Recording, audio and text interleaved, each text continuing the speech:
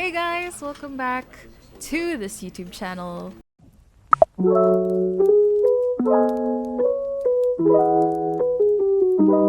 It's been quite a while since I've done a Let's Play, and I've seen a lot of people do the Stanley Parable, and I've had this game since like 4 years now, and I know it's pretty good, and I'm planning to get the Ultimate Deluxe Ultra Megatron version, but since I have this, might as well play the first ones because we never played it. So yeah, let's just get on with it and let's play the game. I have no idea what to expect. I know the narrator's funny, so let's see. Let's go. The end is never the end is never the end is loading.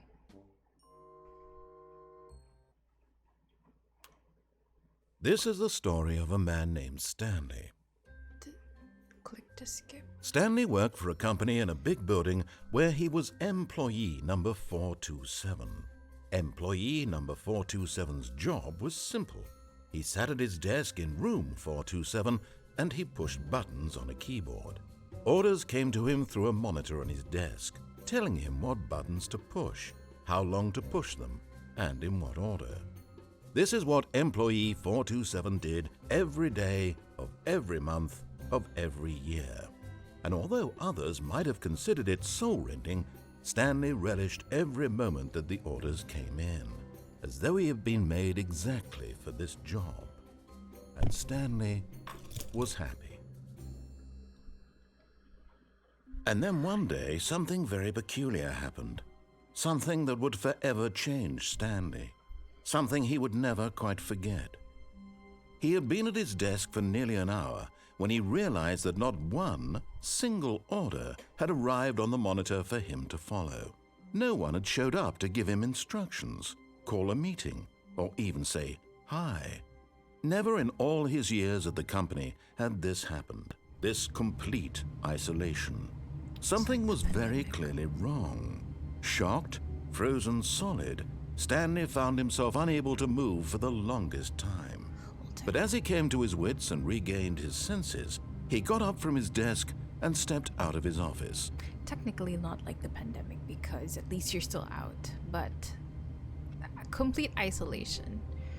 What did he say? Get out of this desk and whoa. That's so fast. Yeah, I'm gonna reduce the... All of his co-workers were gone. What could it mean? Stanley decided to go to the meeting room. Perhaps he had simply missed a memo. No matter how hard Stanley looked, he couldn't find a trace of his co-workers. Whoa. Sensitivities on who farted. Whoa. Can you... Oh, you can crouch. What's this? Something secret, I guess. It's a mess. Can't open that door. Is this just me or... Stanley went around touching every little thing in the office, but it didn't make a single difference, nor did it advance the story in any way. Let me touch, my guy. I wanna know. Okay. From this point onwards, we are going to fully be obedient and see what happens. This could be like take one of being obedient. I guess. What did he say? Go to the meeting room, right? Is this the meeting room? No, I don't think so. Is this the meeting room? Looks like a prison. That's not a meeting room. Is this... Whoa. What does that cup say? When Stanley came to a set of 2 open doors, he entered the door on his left. My other left. Okay. The obedient run. Stanley just stood there doing nothing at all. He seems to think I have nothing better to do with my time than to sit around and describe every fascinating little detail of his inability to do anything. Hold This is up. why Stanley and I are on such good terms. Okay. This is Yet the there was meeting. not a single person here either. Tips for Feeling a not getting wave of fired. disbelief, Stanley decided to go up to his boss's office, hoping he might find an answer there. Boss's office. The future was yesterday, tomorrow is now. Technically, today is. The future was I think someone's. Okay. Complete today's unfinished agenda items. Right next day's agenda reflects. Alright. Oh, it really does. Rate at which charts on the same rate of increase in graphs per second. Please no more charts. Solving interpersonal conflict. Okay, we'll just move on. Sure. The boss's office. Ooh. Ooh, you can open this door. Stanley stepped into the broom closet, but there was nothing here, so he turned around and got back on track. It sounds like you're hiding something from me in here. There was nothing here. No choice to make, no path to follow, just an empty broom closet. No reason to still be here. But you make me want to stay here. It was baffling that Stanley was still just sitting in the broom closet. He wasn't even doing anything. At least if there was something to interact with, he'd be justified in some way. As it is, he's literally just standing there doing sweet FA. FA? Doing sweet. Are you really still in the broom closet? Standing around doing nothing? Why? I'm doing squats.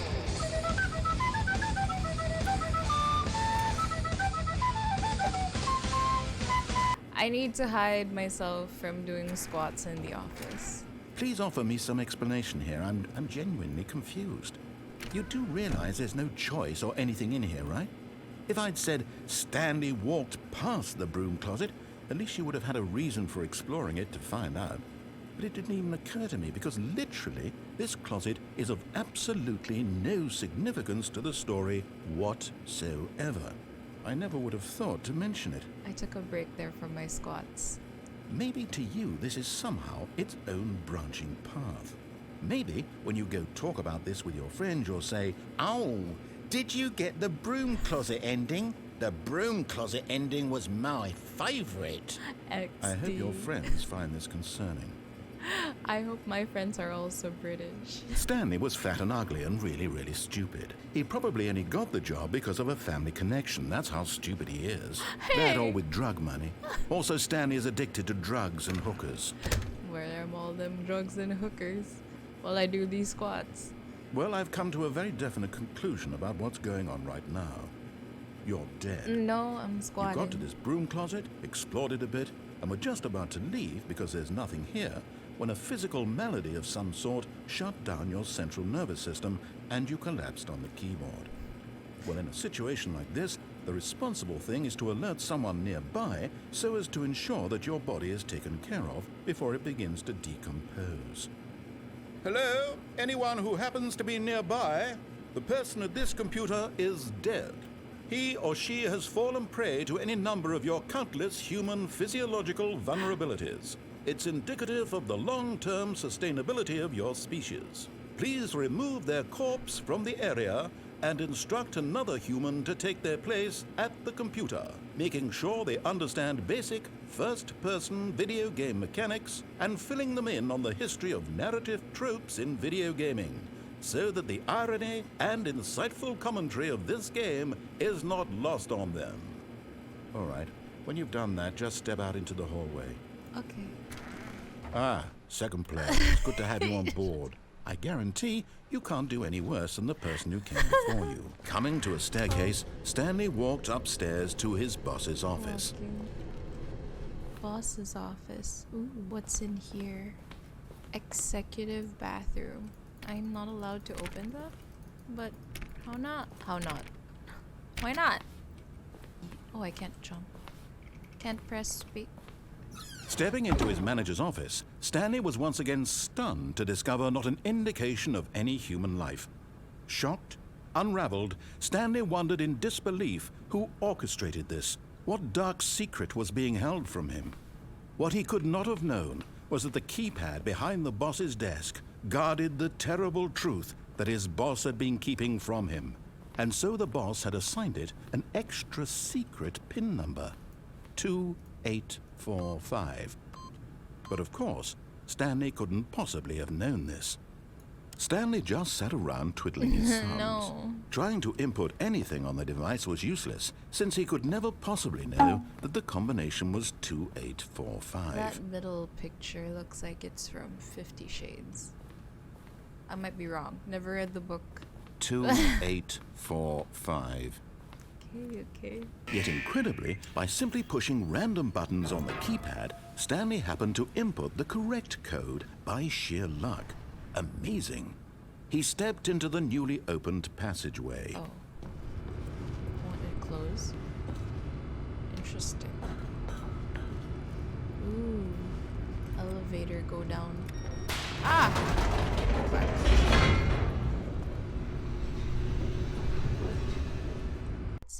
Descending deeper into the building, Stanley realized he felt a bit peculiar. It was a stirring of emotion in his chest, as though he felt more free to think for himself, to question the nature of his job. Why did he feel this now, when for years it had never occurred to him? Because he was This question would not go unanswered for long. Because he was too busy with his work that he couldn't think of anything else. Maybe. Stanley walked straight ahead through the large door that read Mind Control Facility. But it says escape right there. But we are obedient. This is the obedient run. Button. The lights rose on an enormous room packed with television screens. What horrible secret did this place hold? Stanley Somebody thought to didn't himself. put the- Did he have the strength to find out? Some TVs aren't placed correctly, and that's so annoying. Oh, Now the monitors jumped to life, their true Wired. nature revealed. Each bore the number of an employee in the building, Stanley's co-workers. The lives of so many individuals reduced to images on a screen, and Stanley, one of them, eternally monitored in this place What's where that? freedom meant nothing. why is that? And why is that? Ooh, what's our number? We're 427, right? That's us. What's that? Why is this a scribble? A doodle? A scribble doodle? A scribble. This mind control facility, it was too horrible to believe. It couldn't be true. Had Stanley really been under someone's control all this time? Was this the only reason he was happy with his boring job? That his Wants me to do emotions had been squats. manipulated to accept it blindly? I am my own person when it comes to squats. No. He refused to believe it. He couldn't accept it. His own life in someone else's control? Never. It was unthinkable. Wasn't it? Was it even possible? Had he truly spent his entire life utterly blind to the world? But here was the proof. The heart of the operation. Controls labeled with emotions. Happy or sad or content. Walking, eating, working. All of it monitored and commanded from this very place. And as the cold reality of his past began to sink in, Stanley decided that this machinery would never again exert its terrible power over another human life. For he would dismantle the controls once and for all.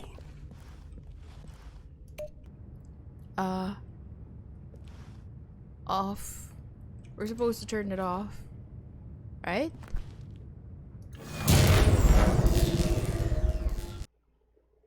Right? Right.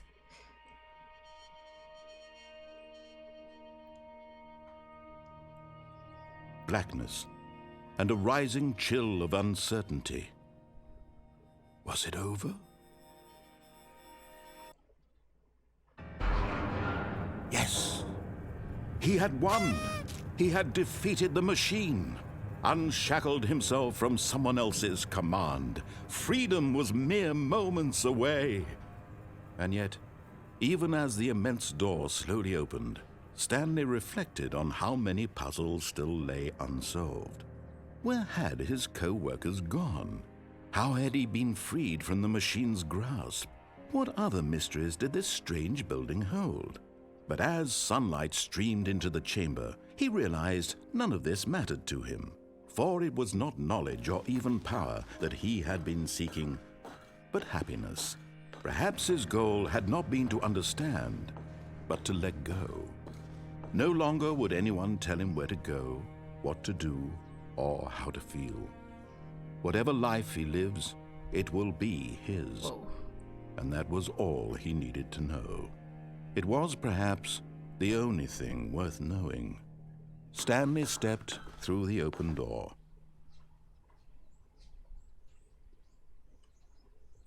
Stanley felt the cool breeze upon his skin, the feeling of liberation, the immense possibility of the new path before him. This was exactly the way, right now, that things were meant to happen. And Stanley was happy. Aww.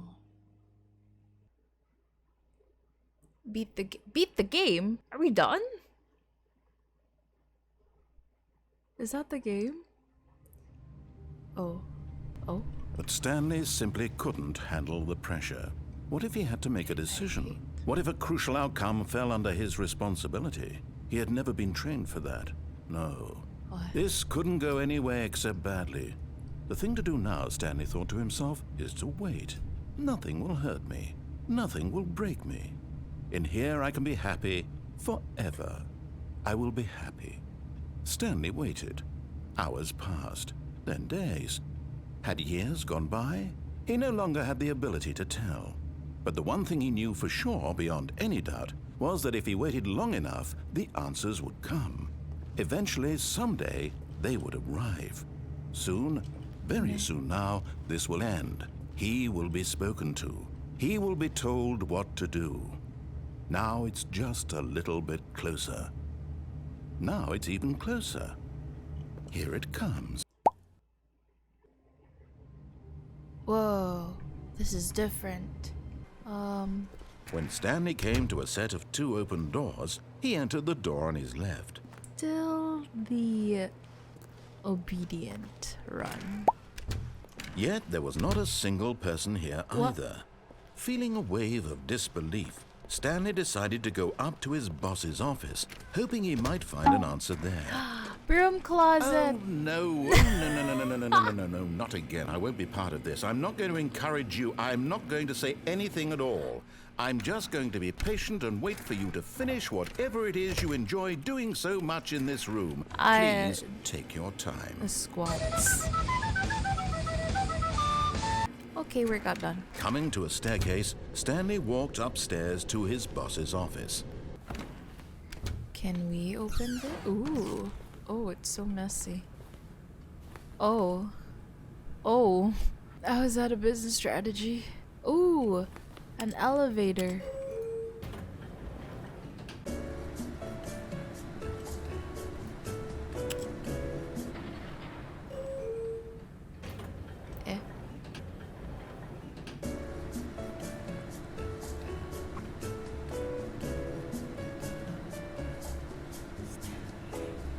Stanley.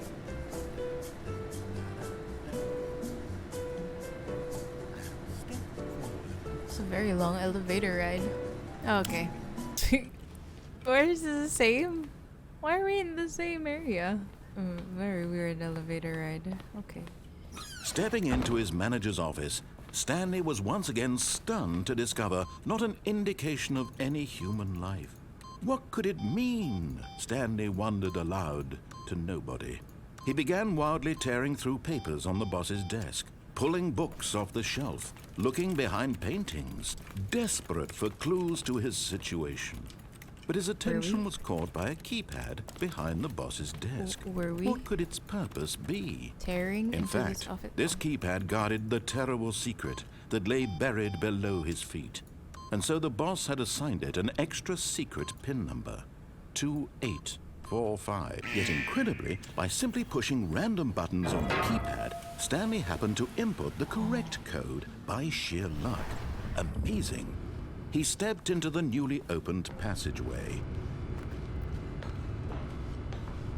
If we continue being obedient, would it give us the same ending? Or was it expecting us to not? That's the question. Stanley walked straight ahead through the large door that read Mind Control Facility. And when at last he found the source of the room's power, he knew it was his duty, his obligation, to put an end to this horrible place and to everything it stood for.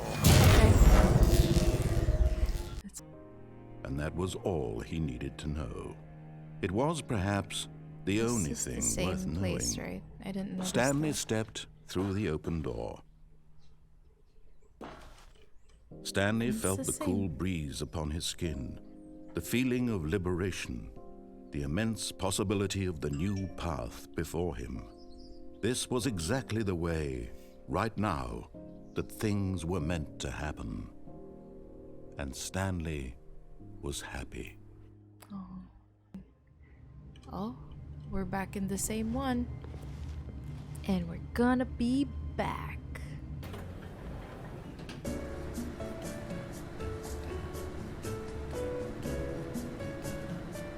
Who's her?